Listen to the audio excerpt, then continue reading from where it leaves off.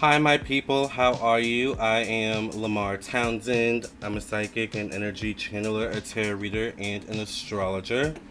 And I am here to do a quick video about 5 things you need on your ancestor altar. A few years ago, I did a video about signs that your ancestors are speaking to you. So check out my channel for that video. Um, and a quick note, a quick thing I want to bring up is I noticed that a lot of spiritualist YouTubers or tarot readers or psychics on YouTube don't always give you this type of information, these tidbits about how to actually set up your altars. A lot of them do, some of them do, but not as consistently, and not as openly. I'll say, some things I will say, do deserve to be maybe paid for certain information, certain classes. I do agree with that, but at the same time, I think it is kind of our duty as spiritualists, people in this industry to, give lay people also free information as well. So I just kind of found that interesting, that, not all, spiritualist people either. I don't know if they don't know what they're doing or if it's one of those things which is just kind of hush hush secret. But I enjoy, showing up some of these processes with you guys because on this channel, Lamarr Townsend Tarot, we are serious about our spirituality and we're serious about making things happen. And even when you do get personal readings from me, a lot of times, this topic will come up about, well, how do I set up an ancestor altar? How do I connect with my ancestors? So this is why I create these videos as well, so I can kind of tell you, well, I did a video on that maybe a few weeks ago, a few years ago. Let me send you the link or look it up on my YouTube channel. So, it's kind of like teaching, as well, both online for free, but also for my clients as well. So speaking of clients, if you would like to purchase a reading from me, I am available for personal readings on my website, lamarrtownsendtarot.com. This is my official website, created and designed by me. So once you've reached this page, you're on the right page. Check out my Twitch where I do monthly horoscopes. Check out Patreon as well, where I also do classes and exclusive videos. I actually did do a class on my Patreon a while ago. I think it may have been maybe the first video I did, or one of the first videos I did a year or two ago, when I actually first started my Patreon. I have a class about how to actually set up an ancestor altar, so I go in depth in that class on Patreon. So check out my Patreon for exclusive content like that. Also, I do have a podcast on Spotify, Apple, Anchor, and more. You can scroll down and read reviews from people who have purchased readings from me. And also you can check me out on Instagram and Facebook. I do drag as well, I do makeup, and I'm a jack of all trades. However, my main job is spirituality, is, tarot readings, psychic readings, astrology, candle work, and these types of things. So check out my website. Once again, go to the store section. You can see I do birth chart readings, both compatibility birth chart readings and individual birth chart readings. I do mediumship readings where I channel your ancestors, your spirit guides, and things of that nature. I also do past life readings if you want to learn about your past lives with your ancestors or deities or something like that, or just in general. I also do phone psychic tarot readings, email psychic tarot readings, video recorded psychic tarot readings where you send your questions to me and then I record myself doing your reading, your psychic tarot reading, and then I send the video link for you to download the video to keep basically forever. Alright, I also do astrology classes, tarot classes, spiritual development classes. I also do dream interpretation readings. I do all different types of things. I also do candles for those of you who do want, spiritual work like that as well. And there's a price point for everyone. So once again, check out my website, lamarrtownsendtarot.com. All right. For that information. Oh, also, subscribe to my main YouTube channel, which is this channel. But also make sure you subscribe to my second YouTube channel where I do kind of lifestyle content. Reviews of TV shows, but I'm also about to start doing spiritual content over here as well on my second channel, Lamarr Does Life. Alright, so you might see more of these types of videos over there where I show you spiritual processes and certain rituals and stuff like that. A lot of times, as you can see, I show up in drag on this channel too, so it's a lot of fun.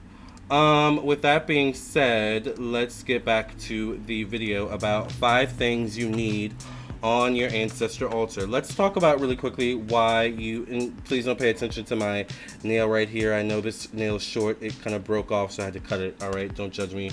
I'm just gonna put my hand away. All right. let's talk about what an ancestor altar is. An ancestor altar is really a section of your home, a section of your space, your room, your apartment, whatever it is. Usually, it involves setting up these things on a table. A nightstand works. An end table, a coffee table. It can be even as elaborate as a long table or something like that. How you set up your ancestor altar is particular to you, but it's typically easy. A lot of times in households there will be places where there's a lot of pictures of family members. You can just set up the altar right there. But an ancestor altar is basically where you honor your ancestors, those who have passed on, by setting up an altar for them with 5 specific things, all right, that relate to them specifically. That can also it's kind of it's a symbiotic relationship in spirit. Just because someone transitions and passes away doesn't mean your relationship with them ends, all right. It's the same thing with deities. Certain deities, certain ascended masters such as Jesus and things like that. Certain deities, who have lived on earth, who have gone through their own social, or their spiritual awakening and spiritual processes, both, in the physical realm and the spiritual realm, or even just in the spiritual realm, that energy never really dies.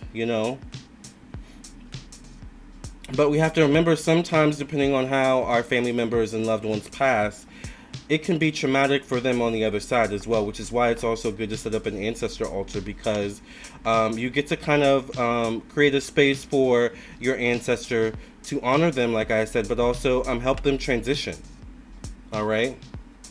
And help you transition in the loss of them. So an ancestor altar doesn't have to be specifically used for magic or anything like that. A lot of times in the spiritual community, we talk about ancestor altars for those purposes. And yes, a lot of times they can be used for magical purposes, But if you don't feel comfortable with doing that, or if you don't know too much about that, create an ancestor altar to just honor your ancestors and your spirit guides. All right. Now it's interesting because, and by the way, if you're wondering who this is my father. My father passed away. I know I look like him. But my father passed away back in 2010.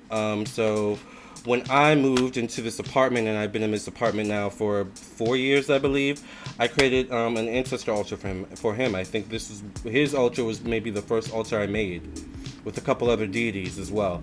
So keep in mind that what I'm about to tell you and show you, and these things I'm about to talk about, you can also use these things to create an altar for a deity that you would like to worship or connect with, whether it be Jesus, whether it be Saint Guadalupe Child, whether it be Saint Expedite, whether it be, I don't know, Hermes, or,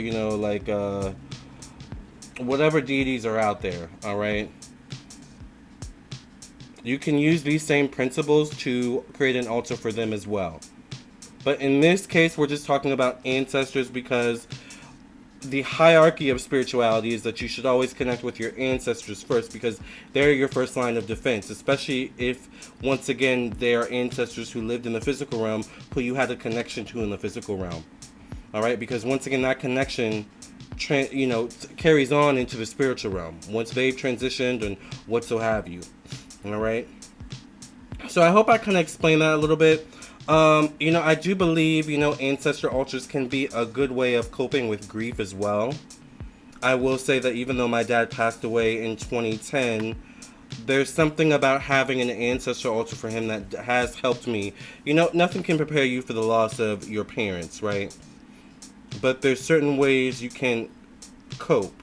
I remember when my grandmother and my grandfather passed away, my mom doesn't know it, but we've had a few conversations, because I'm the most spiritually advanced in my family person.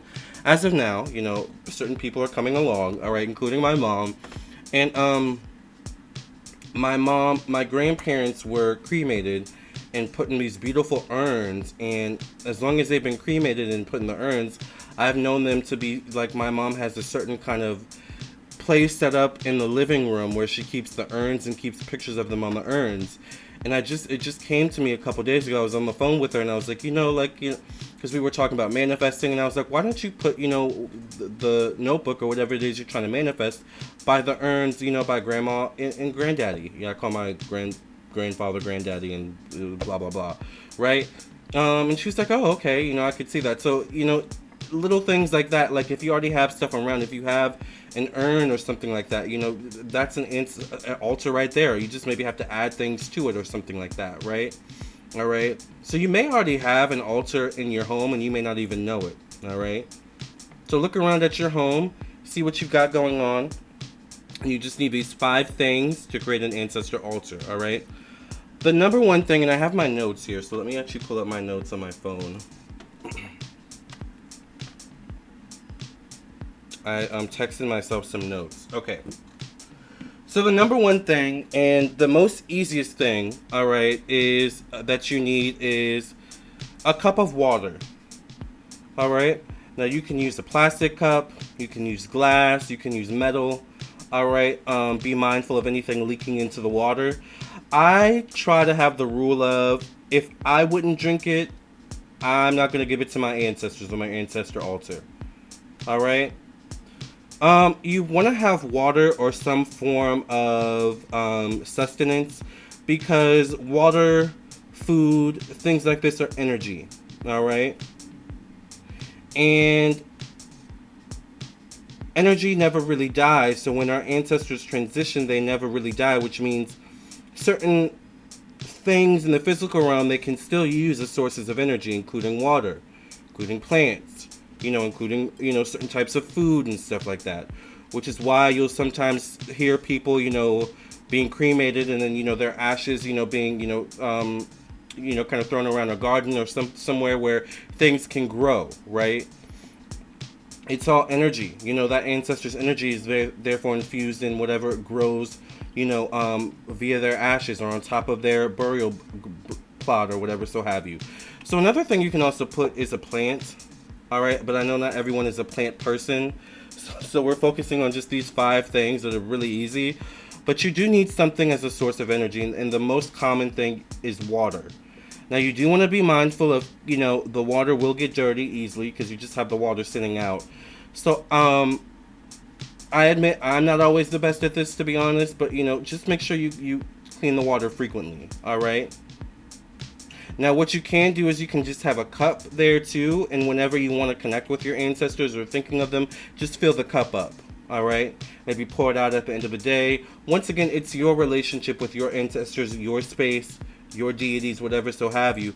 But give them some sort of energy, some sort of sustenance, especially if you're calling on them to do, certain spiritual things for you and changes for you.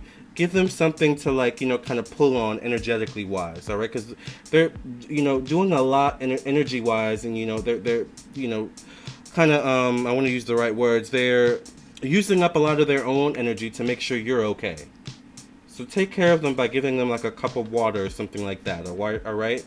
Water is the most purest form of energy. We all need water to survive. Everything on earth really needs water to survive and live, right?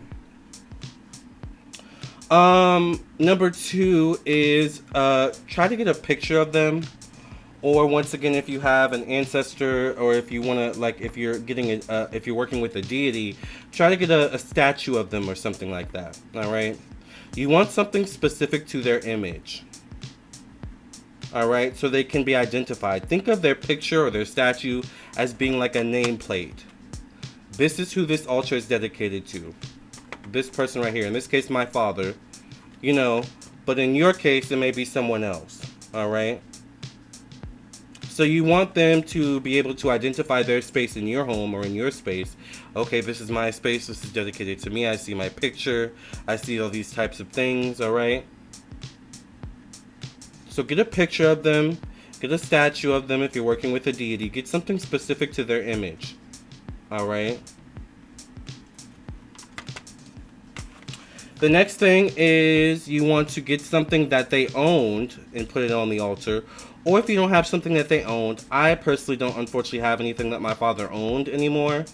Long story, if you want to hear that story, I have a story time on my second YouTube channel. But if you don't have something they owned, get something that they liked. That that they liked when they were alive. Now I know you're wondering, why does he have this bottle of soda or pop here? My dad liked Mellow Yellow. So I remember one day, these are really rare to find.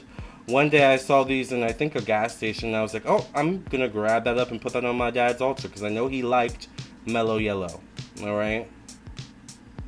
Whatever it is they like, don't judge it. The altar doesn't have to be beautiful or perfect, but you need something there that they like or that they owned, so that there's familiar energy already there, essence-wise, energetically-wise, on their altar. All right? Because I know my dad liked mellow yellow, I keep it on his ancestor altar. All right? It's familiar to him. Pictures of themselves can also be familiar as well, which is why you want pictures, statues. Anything familiar to them, you want to put on their ancestor altar or their altar. All right? So find out what they liked.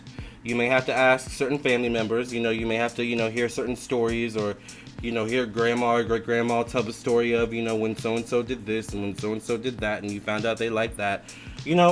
That's the beauty of history. You find out certain things. So put things on their altar that they liked, all right, so that there's familiar energy, or put something on their altar that they owned, so that there's familiar energy on the altar for them, all right, to connect with. The last thing that you want, and I have two options here for you. The last thing that you want, which is why I said 5, you want something as a way that you can communicate with them or get their attention. All right? Now, like I said, you don't have to use an ancestor altar just to do magic. You can use an ancestor altar as a place to just honor your ancestors. You can also use your ancestor altar as a way to pray to your ancestors, to communicate with your ancestors. Sometimes I will literally sit down, certain, altars I have, and it will just literally talk to my ancestors, talk to the deities I work with. Sometimes I'll sit and cry by their altars, Remember, the communication, just because they're in the spiritual realm, doesn't mean that the communication, the connection is not there. It's there. Now it's maybe just a bit harder to make the connection. You can't see them, you can't call them, right? But you can still connect with them. You can still get their attention. You can still communicate with them. So what are some ways to communicate with them? One way is to have a candle on your altar. Once again, candle is energy. What do you think happens to all the wax? Once the wax burns down, it's converted to energy. All right? Candles are often used in candle magic, but candle is just a way specifically to communicate with spirit, all right, when it's used in that way. So you can just keep a candle on your ancestor altar. You don't have to actually light it. If you do want to light it, you can light it periodically. Be mindful of candle safety. Do not keep the candle burning, especially when it's unattended. All right. But if you want to, you can just light the candle when you want to pray or connect with your ancestor. All right. Remember, fire and flame is also a form of energy, communication. Right. One of the earliest ways of communication, actually. Right. You can light it on any special anniversary, even, So having a candle on an altar is a great way to connect and communicate with your spirits and ancestors and get their attention. But also incense, smell, smoke. Smoke, is a very ritualistic way of getting the spirit's attention, It's often a way that, rituals are used even, in ancient times. Smoke, fire. So an incense stick is also, an incense holder, all right? And you can find these, these, obviously you can see I've used this a lot for many years. You can find these at Walmart, I think, sells these. You may be able to find it at a Target or any kind of, department store, maybe. All-in-one department store, maybe. A Marshall's. Or any spiritual store near you. You probably could find it online on an Amazon or something like that, depending on where you live in the world, all right? Get you an incense holder. Incense can be found, anywhere too. I'm a big fan of getting incense from spiritual metaphysical stores. I believe they tend to have the least toxic kind of incense, in my opinion. Make sure you're not getting a toxic incense, or, just keep your windows open, But this is also a way to communicate with your spirits, all right? So you can get two of these, you can get both of these, you can just get one of them, it's up to you. But these are just some basic things that you need to, keep on your ancestor altar as a way to communicate with your spirit guides, as a way to honor them and connect with them. Something as a form of energy, whether you do a cup of water, food, whatever it is. If you're going to do food, I'm a big fan of Tupperware. Personally speaking, I have glass Tupperware, just so I don't, because I have cats and I, have, I don't want to have to worry about any bugs or anything like that. But a cup of water is the easiest thing, all right? You want something that's specific to their image, a picture of them, all right, or a statue. You want something familiar to them, so either get something that they like or they owned. My dad liked Mellow Yellow, so I keep this on his altar. And then lastly, you want something that is a way of communicating with them and getting their attention. An incense stick and incense holder, or a candle, all right? That's all, you guys. I hope I was able to give you some clarity and insight. Thank you all so much. Let me know how this process goes for you all with, getting your ancestor altar started. And, I hope all it goes well, all right? Let me know in the comment section below if you would like a reading. Once again, you can text me at 703-791-9162. You can visit my website, lamarrtownsendtarot.com. I am available, and I would love to read for you. Love and light. God bless.